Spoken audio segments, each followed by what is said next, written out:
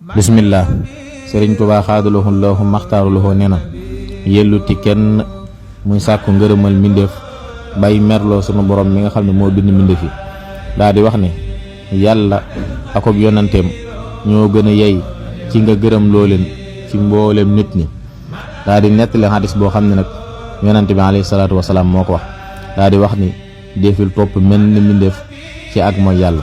sëriñ bi daal di ciy teg ni képp koo xam ne day sàkku ngërëmal nit ñi ci merloo sunu borom mi nga xam ne moo bind nit ñi kookee kat ab dof la boo xam ni ku gëmmentu la, ndax nit ñi kat buñ la gërëmee te sunu borom gërëmu la doo la jariñ dara.